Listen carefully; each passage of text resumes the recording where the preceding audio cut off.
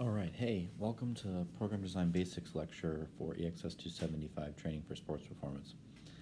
What we are going to cover today will be just some basic knowledge about weightlifting. So before you go into the gym, what are some things you might want to be mindful of? And we'll start with breathing, and we'll transition to a couple of other things like body position, foot stance, grip stance, and some different types of things you can use when training in the weight room. So we'll start with breathing. So we'll start with the 1 second, 2 second rule. It's a guideline, not a rule. Recall when we talked about tempo, we talked about 2-0-1-0.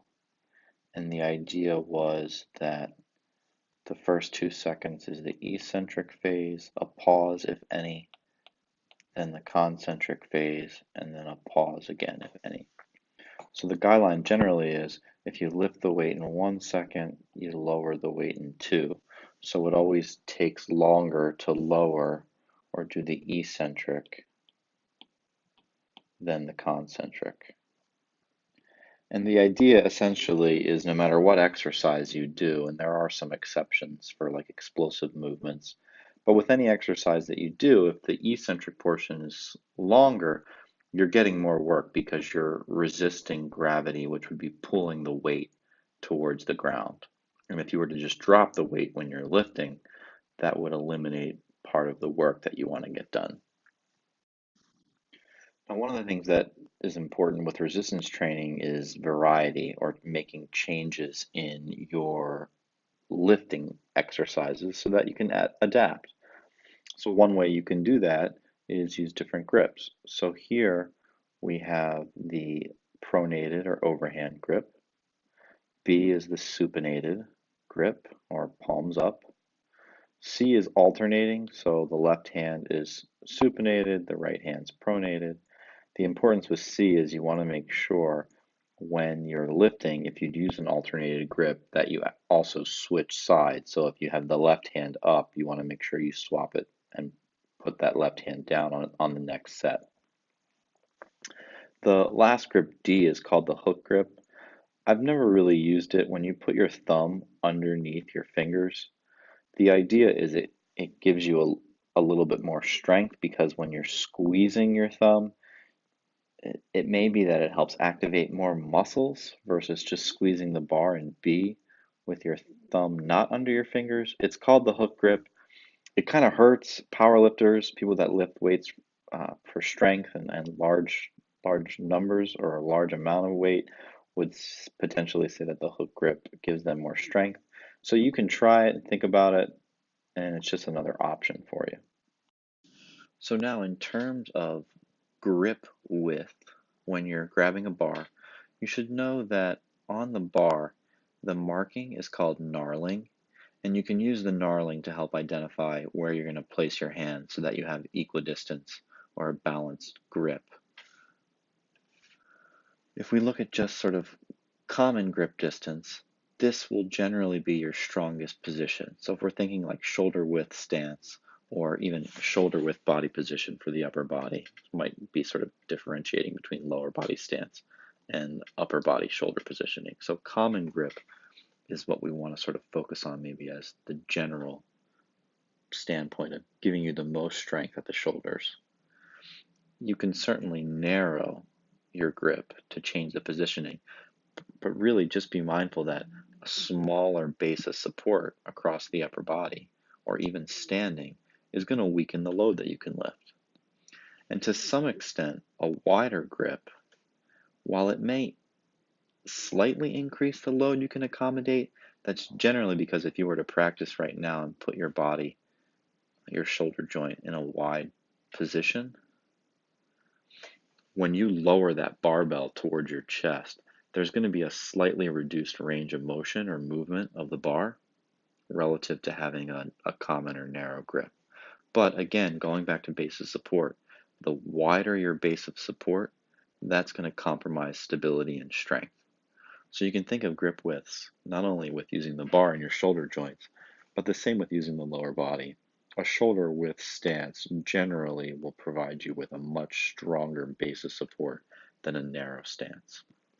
And with a wide stance, you're going to find that the greater you increase that distance between your feet or your hands, that will start to impact the force that you can produce and also influence the range of motion that your body can go through. So now for a couple more generalizable things you can take into the weight room. No matter what exercise you're doing, you always want to think about your body position, and especially if you're in a stable position or not. So we talked a minute ago about changing grip distance, not only of your hand positioning, but also think about your feet. Where your feet are positioned, if it's a narrow versus a wider stance, that's going to influence your body positioning and strength. You can also think about the placement of your pelvis and your hips. And this is something that we'll do in a practical session and sort of demonstrate the differences between shifting your pelvis anteriorly or posteriorly, because that's going to certainly affect how your body is able to generate force. The third bullet point about shoulders, generally when we lift, we usually want our shoulders down and back. And sort of the anatomical way to think about that is if you take your scapula right now and you squeeze your shoulder blades together or retract your scapula, and then instead of shrugging our shoulders up or elevating the scapula, depress them and bring your shoulder blades down. So shoulders down and back or depressed and retracted, and that creates that shelf. So if we look at this gentleman on the right here and see that he's got a barbell across his back, among other things. If I just zoom in a little, by depressing the shoulder blades and bringing them back, you can create a shelf for the bar to rest on. Now, in terms of stable body position, you can see his ankles are inverted and he's on an unstable surface. So he's really compromising his body's ability to produce force, and this is a big no in the weight room. So now, with that being said, let's just sort of highlight his general body positioning. And you can see on the picture, we think of neutral spine or neutral body position. Generally, we want to have that cervical curvature, the thoracic curve, and then the lumbar curve before the sacral. So we want to sort of maintain this position of the spine, keep it neutral while lifting. And an easy example of this would just simply be if you were doing a standing exercise and curling dumbbells, you'd want to keep your eyes forward, and you wouldn't want to generally look down at the ground and bend your neck or flex your cervical spine. You want to maintain that curvature. So to just kind of go back to exercise technique fundamentals, no matter what exercise you're doing in the weight room, always be mindful of your body position, your spinal column, and the orientation of your spine, whether we're talking about at your neck, at your upper or lower back. Think about your pelvis positioning, your foot stance. Think about where you're placing your shoulders, and if you're creating that depression and retraction. And then last, something that's kind of cool is Sherrington's law of irradiation. When I say crush the bar, something you can try the next time you're in the weight room is no matter what exercise you're doing, if you're holding an object, a dumbbell, a barbell, a kettlebell, just squeeze that bar as hard as you can. And Sherrington's law of irradiation is that the more muscles we activate, the stronger we are. So if you're holding a barbell and you start squeezing it towards that last rep, which is generally what happens as things get tough, it helps increase your force production. So always think crush the bar when you're lifting.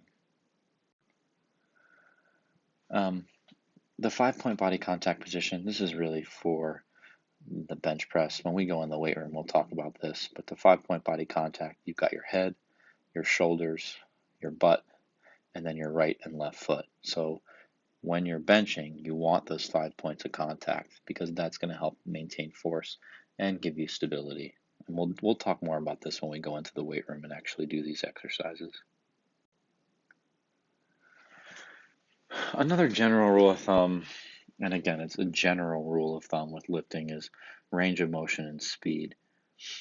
Ideally, you want to do a weightlifting position throughout its full range of motion to maximize the value of the exercise. But you also should be mindful of which points in the range of motion are you weakest or strongest. And that's going to influence, your movement and your weight selection. And when we go through some different exercises, we will identify how to take advantage of the strength at different portions of the range of motion. And some things that come to mind would be bench pressing. And the bench press, when the barbell is at your chest at the lowest point, that is the most difficult portion of the lift to move the barbell versus holding the bar over your chest at the top end where you're the strongest. We're going back to tempo again as well. Just remember that tempo, slow, controlled movements. So if we're not lifting explosively, we want to do that 1 second, 2 second rule. But if we're doing powerful movements, explosive lifts like Olympic lifts or jump training, then we want to be explosive. Breathing's always a fun one and tricky when you try and teach your clients or you're working with an athlete and trying to explain to them when to breathe in or breathe out. The general rule of thumb is that you breathe out through the hardest point of the rep or when you're lifting the weight. Another way we look at it is when you're lifting the weight, you exhale. And when you lower the weight on the eccentric, you inhale. Hey, so generally what this looks like, especially if you take a new client through breathing, it's really funny. So if I'm going to do a curl, when I lift the weight up, breathe out. When I lower the weight, I inhale. Now, when I try to explain this to clients, generally what you see is they're lifting the weight.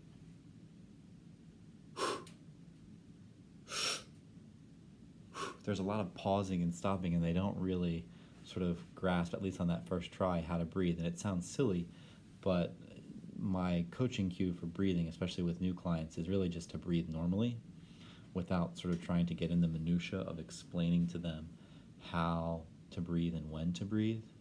But as the athletes become more comfortable or the client becomes more comfortable with breathing and lifting weights, then you can start to focus a little more on, okay, so now in the hardest part of the lift, so in the curl, the hardest part is when the weight's at the bottom. So right as you're about to transition into that lift, you're going to do that forceful exhalation and then inhale on the way down. So you can start to emphasize it more the more comfortable or experienced the individuals are with weightlifting. Now, for something that you should be familiar with, well, that everyone's done before, it's called the Valsalva maneuver. And this basically helps create stability in your torso. And you've all done the Valsalva maneuver. Even if you're not a lifter or you've never thought of lifting and doing this, whenever you go to the bathroom and go number 2, you will generally engage in the Valsalva maneuver to help void your bowels. Okay? And so the way you do that is if you breathe out, but do not let the air escape, that will increase the pressure in your abdominal cavity and create more stability at the spine. And so generally when we do this is at the hardest portion of the lift. So in the squat, it would be when you are at the bottom of a squat movement, and that bar's across your back. So right as your hips are down low, right here, as you're about to stand up, you would hold your breath for about a half a second and breathe out against a closed glottis and not allow the air to escape. That would increase the pressure in your abdomen and increase stability so that you could have a more forceful, stable body position to move the weight from. Now, as soon as you move out of that bottom portion, you're going to let that air escape and breathe out. And there's my cloud version of air. One other sort of interesting point to make with just general weightlifting is weight belts. Weight belts are generally used on resistance training sets that involve max loads or near maximal loads. You're lifting heavy, you're looking for more support, and sort of the caveat or the concern here is anytime you use a piece of equipment, do you rely on it too much? Sometimes I've seen individuals in the weight room that wear their weightlifting belt for the entire workout versus wearing the weightlifting belt only on exercise sets where it may be appropriate to help provide a little more stability to their lift. Generally, the idea with the weightlifting belt would be to wear it, and that way when you sort of exhale or breathe out, there's a little bit of sensation as your abdomen is pushing against the belt to kind of help give you that feeling of increased stability. So, are weight belts, necessary for every single person? No.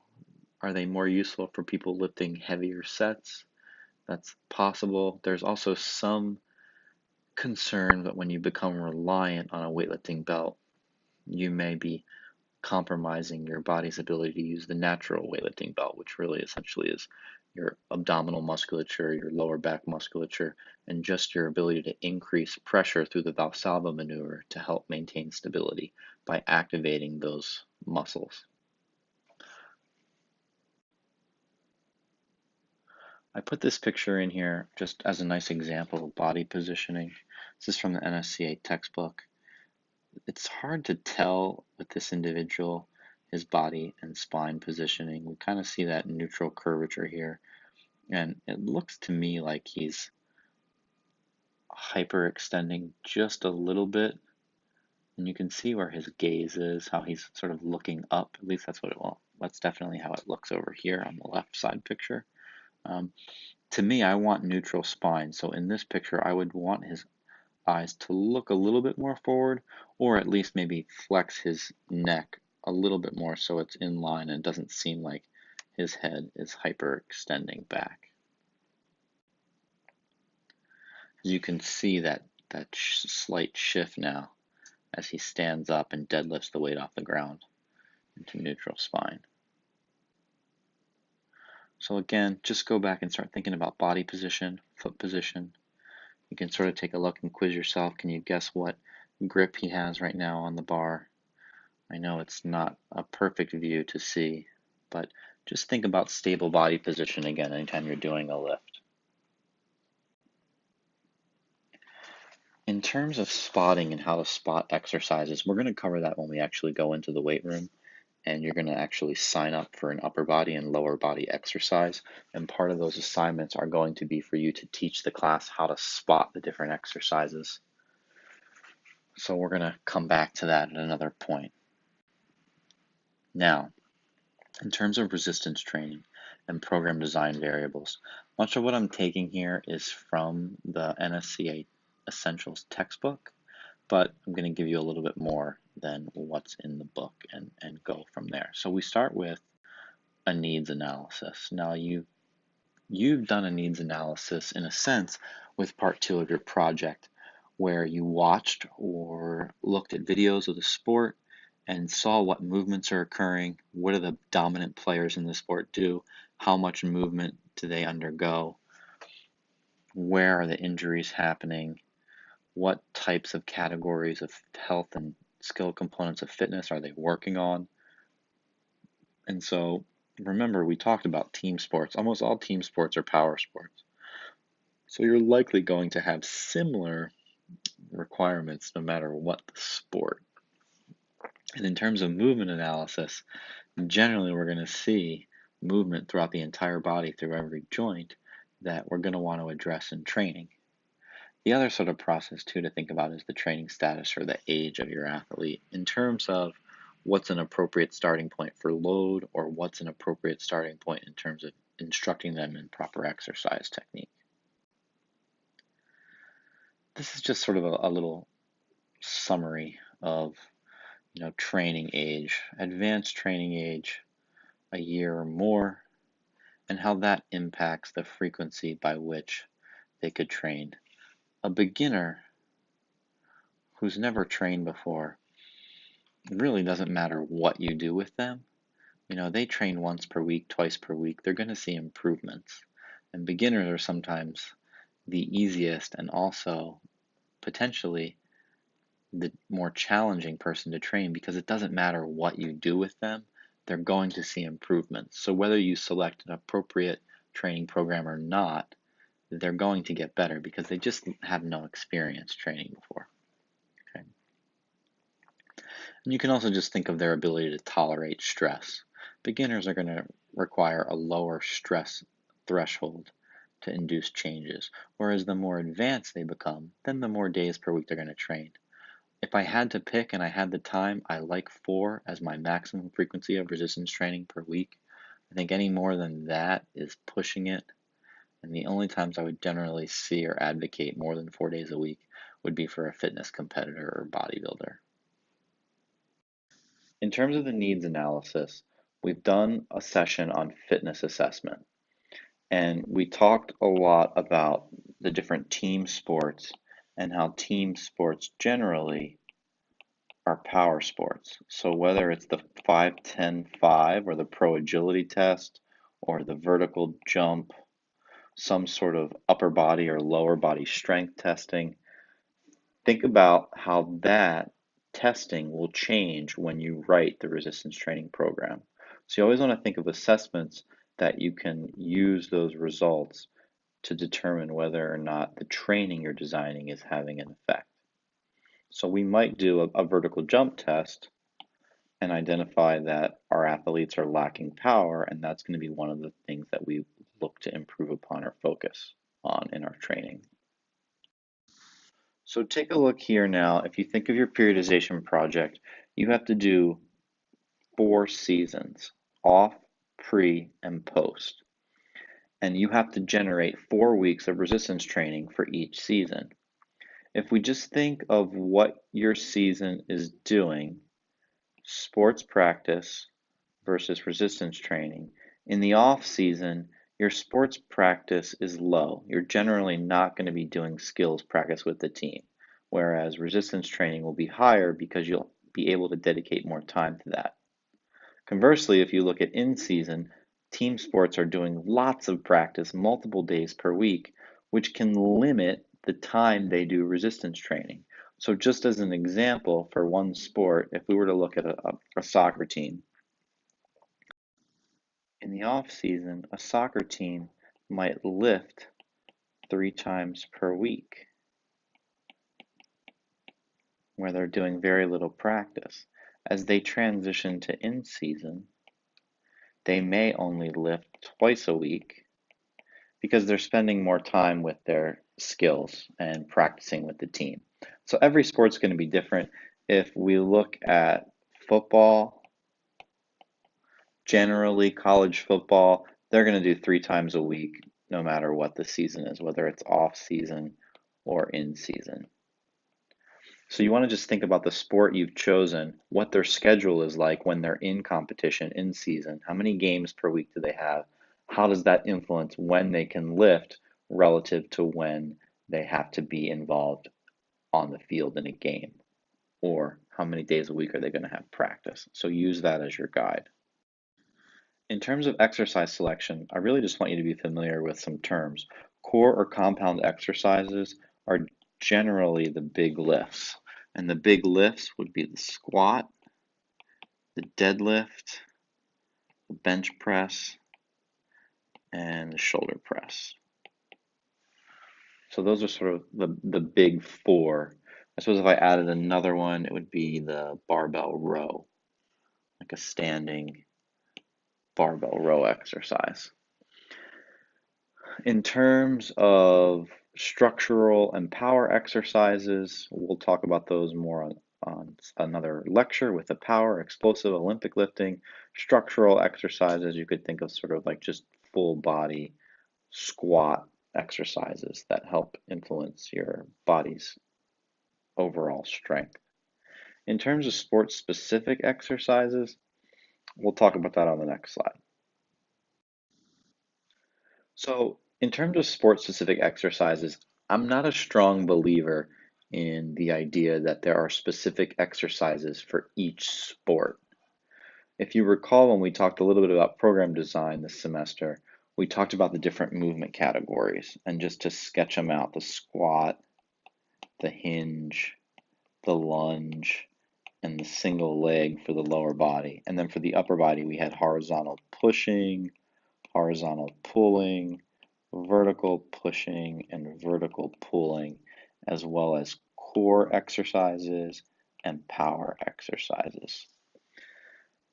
My point with this is I don't believe there's a sport-specific exercise per se, because no matter what sport I'm training or writing a program for, I'm going to include all of these movement categories in some way throughout the training program. So I'm not going to ignore one of these categories, generally speaking, when I'm training someone. Now, one thing worth mentioning is some of these exercises don't fall in any particular category. They're what I would call accessory exercises. So we do need to add another category called accessory. And I'll just give one example. The lateral shoulder raise here, where you would just take dumbbells in your hands and flex the shoulder and lift the weight in front of you. That doesn't have a movement category, so I just call that accessory. Okay. Same thing with the tricep pushdown or a reverse curl or a hammer curl. So two bicep exercises and a tricep exercise. They would fall under accessory.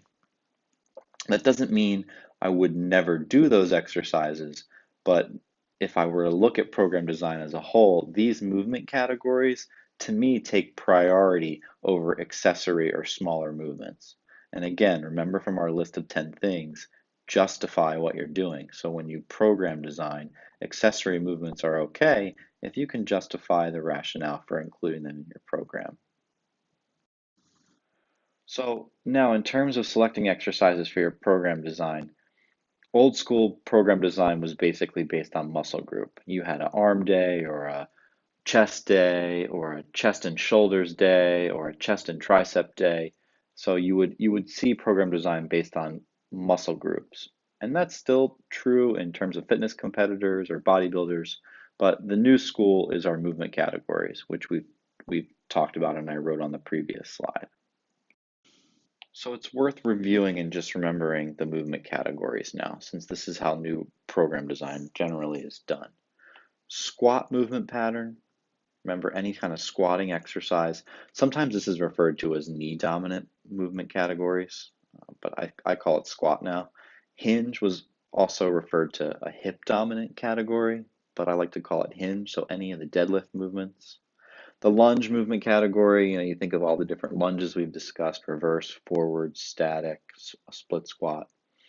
Single leg could be as simple as a step up, as like the basic single leg movement category, but you can make it more complicated and look into more difficult movements like a single leg pistol squat. Any horizontal pushing would be bench press variations, whether it's with barbell or dumbbell. Horizontal pulling is basically any rowing movements. We'll have a whole lecture dedicated to core training. Those involve anti-movement categories, anti-flexion, anti-extension, so we'll cover that later. Power exercises, you can just think of anything with jumping or for the upper body, throwing medicine balls. So anything explosive. And we generally want to keep those reps low because if we're doing rapid explosive movements, the more reps we do, the worse our technique becomes. Vertical pushing is any sort of shoulder press exercising. Probably worth mentioning in terms of looking at different sports. I am concerned with sports where the athletes have a high volume of throwing, repetitive overhead throwing motions. That's where I would consider limiting vertical pushing in that phase of an athlete's workout. depending on how much extra shoulder work they're doing in their sport or in their practices. And vertical pulling would be pull-ups, chin-ups, exercises like lat pull down.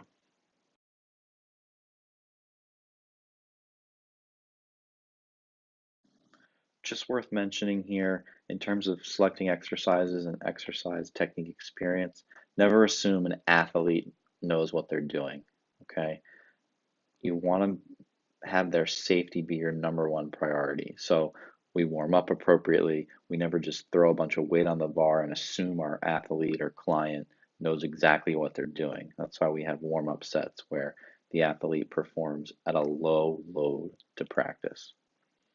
When you're designing your periodization project too, think about what equipment is available to you. That can influence how you program. Maybe you don't have barbells. Maybe all you have are dumbbells. Okay.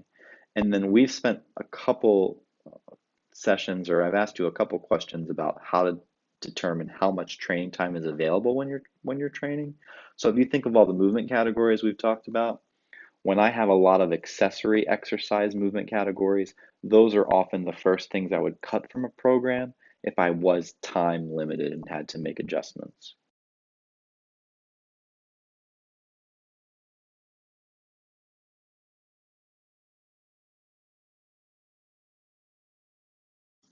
Here's a general guideline in terms of selecting how many days a week to train. Even for a beginner, you could get away with training once a week with a beginner. They're going to see improvements. Um, I'm not a huge fan of training more than 4 days a week, and that's mainly because the only people that I think should be training more than 4 times a week in the weight room would be fitness competitors or bodybuilders, mainly because they're going to be dedicating a workout to just one body part. So they're going to potentially need more time. And then on the other hand, if it's not a fitness competitor or bodybuilder, when you start training more than 4 days a week, you start to wonder how the body has time to recover. So it just requires even more thoughtful planning. And usually you would see only Olympians or elite level competitors training more than 4 days a week in the weight room. So here's a good example of some different common split routines. And I mentioned earlier in terms of the chest shoulder workout, the back and tricep, excuse me, the back and bicep workout, the idea that we write programs based on muscles. Not a big fan of that. Here's a upper lower body split, and then here's another similar sort of breaking up workouts based on body parts. If I were to write on this my ideal workout routine, it would be full body on Monday and Tuesday, rest day on Wednesday, and then full body again on Thursday and Friday. And the reason for this is pretty simple. If we look at the first row here, lower body, upper body splits, they only train lower body twice a week and upper body twice a week. The 4 day a week full body split trains upper and lower body 4 times a week. Now you have to do it thoughtfully. We wouldn't bench press every single day in order to get a horizontal pushing movement in, but we might have a horizontal pushing movement on Monday and a horizontal pulling movement on Tuesday. There are lots of options and ways to do this mindfully and also allow the athlete to recover. Another common one would be that we wouldn't, if we squatted on Monday, I probably wouldn't do a deadlift or hinge movement pattern on Tuesday. I would move that to Thursday. So our big squat day would be on Monday, our deadlift hinge movement pattern day would be on Thursday, and we would give some separation between those two big movements. On Tuesday, we would do a lunge or single leg movement pattern in order to sort of keep that consistency of getting the full body in the entire every workout session. This is just another recommended guideline in terms of in the off season, you're going to lift weights more frequently than the in season. So you're just going to see that change because, again, the athlete is now practicing more with the team and developing their skills versus developing qualities in the weight room. Just a couple common things to think about when writing programs. Generally, we always do power first because anything that is technique involved, we want to get that out of the way and be the most fresh or ready to do that. You might alternate if you do a full body workout, upper and lower body, or alternate push pull. There's really no right or wrong if you can justify it. Supersets and compound sets, I just want to write out here a little bit. If I were to do two exercises back to back and do a superset or combine them, the way I'd write that out would be A1, A2. So that would mean these exercises are done. If I do 3 sets of 10, I would do 1 set of squats and then immediately go right to the rowing exercise before I rest. And there's other ways to write this. Sometimes you'll see a tri-set, so it would be A1, A2, A3, meaning all 3 exercises are done back to back before you rest. And so those are just examples of supersets and compound sets. And the benefit of doing that really is just to save time. One of the things you have to include in your periodization project is the percentage of the 1 rep max. So when you select a set and rep scheme, you not only need to say, 3 sets of 8, but what percentage of the 1RM are you going to have that at? 80% of a 1 rep max is a weight that you can lift 8 times and 8 times only, and you would reach failure. So keep that in mind. And here's a really good example of just a breakdown of how the percentage of the 1RM relates to the number of reps that you can complete. So we mentioned in the last slide that 3 sets of 8 at 80%, that would mean every set is basically to failure. So when you get to the 8th rep, you can't do another one, okay? You need to include the percent of the 1 rep max for your workouts, so we have a general idea of how hard you want to push the athlete. And one example would be the following. So you have to write a 4 week phase for a season. So I just wrote out 4 weeks here. And if just to keep it simple, if we do 3 sets of 10, the first week we're going to do 67%, and then the second week we're going to do 3 sets of 10 at 70%, 75% week 3, and then 65% week 4. So if we look back at the chart here, at week 1, we're still doing 10 reps, but we're selecting a weight that we can do 12 times. So that means we're going to have room for 2 more reps when we finish those sets. On the second week, we're at 70%. We're going to do 3 sets of 10, and now we're going to have room for 1 more rep. Our third week is kind of our push week, where on our third set, we're going to go essentially to failure and just get that 10 reps. Week 4 is something we would call a deload week, where we're going to drop the weight even lower so that we're still in the weight room, we're still moving, but the load is not particularly challenging.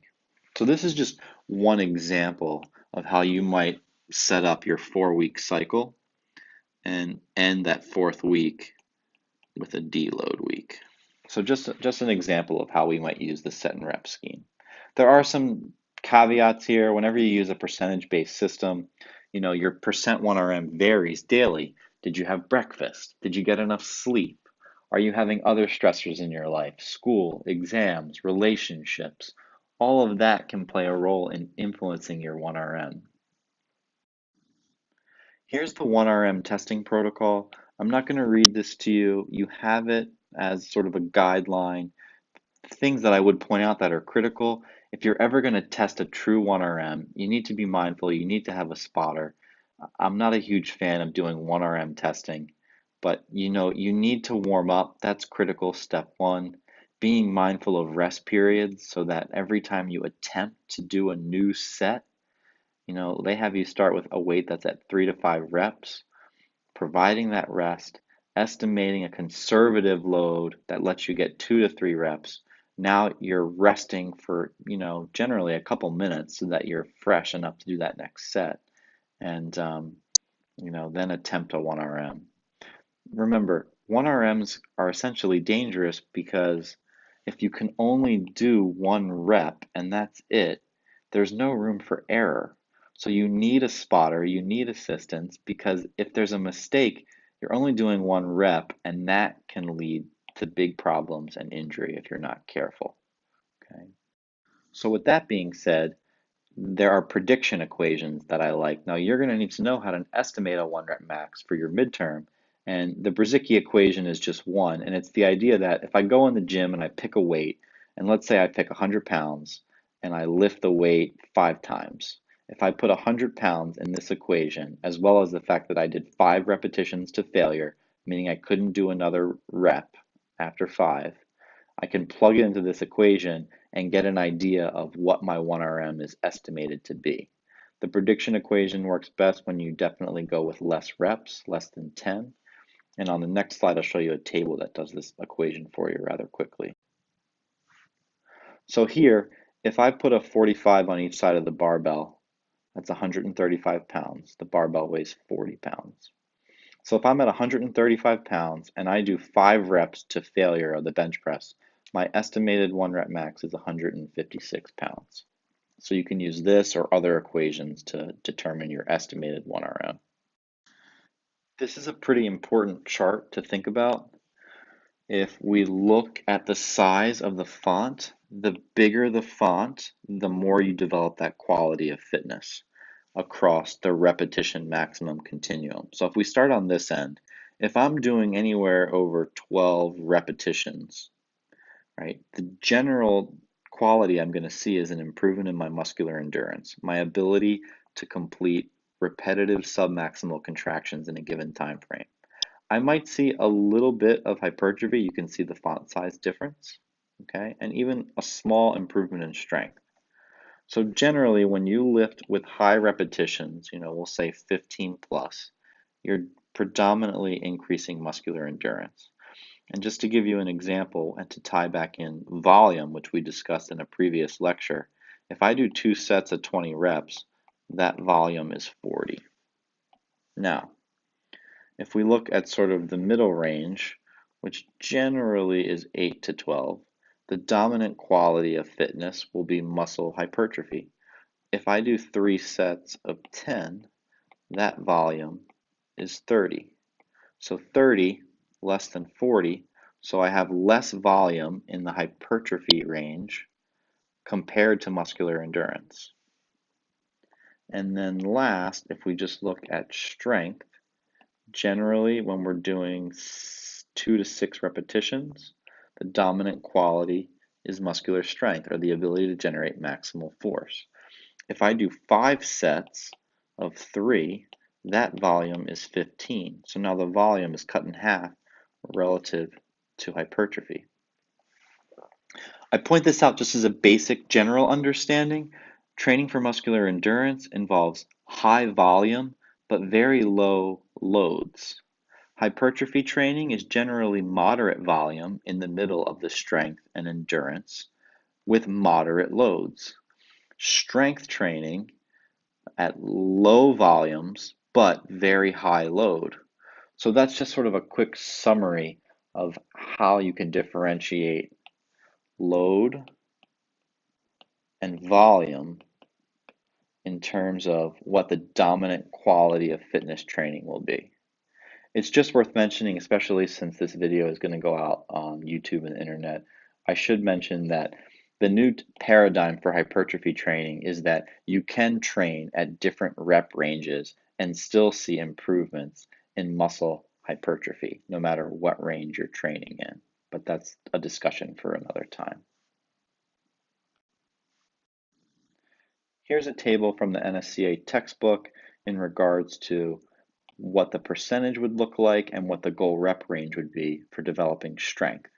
For muscular power or explosive movements, generally in the 70 to 80% range when you're doing less than 6 reps. If you're doing single effort repetitions, you're going to want to keep that percentage. It might go a little bit higher, but generally you don't want to go over 90%. Because remember, you're lifting explosive or rapidly. Hypertrophy, ballpark range 67 to 85%, 6 to 12 repetitions, and then endurance over 12 reps. General guidelines for rest periods. Remember, the shorter the rest period, the more challenging or difficult that next set is going to be. Okay, so if you lift heavy, you generally have longer rest periods. However, if you alternate upper and lower body exercises, you can generally group those exercises together because if you're training the lower body first and then switching to the upper body, that will allow you to mitigate the rest that you need so that you can do both exercises effectively. With that being said, though, the second exercise you do is still going to be challenging. So if I squat first, followed by a rowing exercise, the heavier the weight lifted on the squat, that's going to impact my ability to row, okay? Whereas if I reverse it and I row first and squat second, now my squat could be compromised because I'm doing the rowing exercise first. So you really just need to be thoughtful about your exercise selection and how you group them together, okay? If you're going to superset exercises with the A1, A2, it definitely saves time and it makes total sense. It eliminates a rest period, which is great. If you're going to lift heavy, you generally are going to have longer rest periods. To put numbers on it, 2 to 5 minutes. If you're going to do moderate weight, you might get away with 60 to 90 seconds of rest if necessary.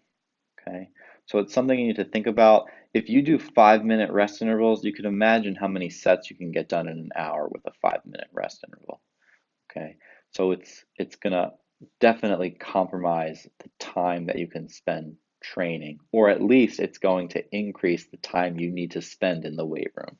So be mindful. There is a sign up sheet on Moodle for you to sign up for an upper body and a lower body exercise to present to the class. So when we meet in the weight room, you will need to generate a handout for upper body and lower body. We're going to split them into 2 days. We're going to spend 2 days in the weight room. So for an upper body and lower body exercise, you need to make your own handout. You want to go over technique for the exercise, foot, hand position, where the bar is placed, how to grip the bar. Start with the movement pattern. You can look up and research what muscles are involved in the movement, but definitely identify the movement pattern. Explain on the handout how to spot the exercise and then how to progress it or regress it. Please do not write in your handout that to progress the exercise or to make it harder, you add weight, and to regress the exercise or make it easier, you remove weight. Okay. Some exercises may not have a progression or a regression. Okay. But maybe there's something else we can do to make the exercise easier for the person or harder or more challenging. Also, I should mention some exercises don't need a spotter, so don't feel like you have to have a spotter for an exercise. The answer may be that a spotter is not necessary. And then be prepared for questions from your classmates as well as myself. And we may do an incorrect technique demonstration with extremely light or no weight and see if we can identify what you're doing incorrectly.